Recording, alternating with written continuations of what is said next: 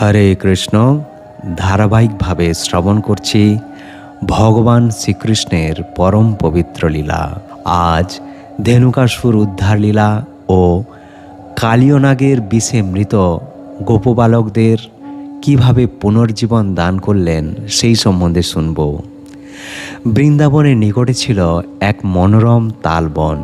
সেখানে অসংখ্য সুস্বাদু তাল ফল ধরত, কিন্তু কেউ সেখানে যেতে সাহস করত না, কারণ সেই বন দখল করে রেখেছিল ভয়ঙ্কর গর্ধবরূপী অসুর ধেনুকাসুর ও তার সঙ্গীরা।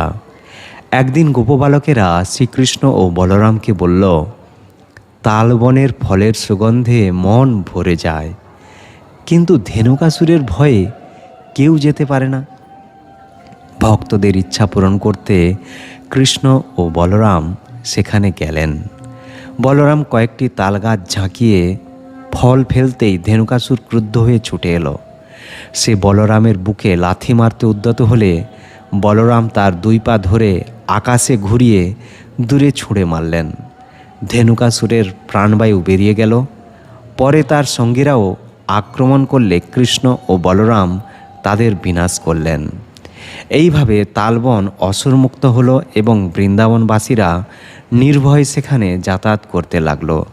এই লীলার শিক্ষা অহংকার ও পশুবৃত্তির প্রতীক ধেনুকাসুরকে ভগবান দূর করে ভক্তের হৃদয়কে নির্মল করেন। এখন কালিয়নাগের বিষয়ে শুনব। যমুনার এক স্থানে কালিয় নামক বিষধর নাগ বাস করত। তার বিষে যমুনার জল, বাতাস, এমনকি আশেপাশের গাছপালাও বিষাক্ত হয়ে উঠেছিল।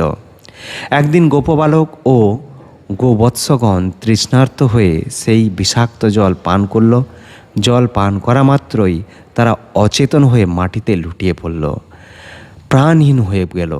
তখন সর্বকরুণাময় শ্রীকৃষ্ণ তাদের দিকে কৃপাময় দৃষ্টিতে তাকালেন। ভগবানের অমৃতসম দৃষ্টিস্পর্শে তারা সকলেই পুনরায় প্রাণ ফিরে পেল এবং সুস্থ হয়ে উঠল। এরপর কৃষ্ণ কালিয়দহে ঝাঁপ দিয়ে কালিয়নাগকে দমন করেন এবং তার বহু ফণার উপর অপূর্ব নৃত্য করে তাকে অহংকার মুক্ত করেন।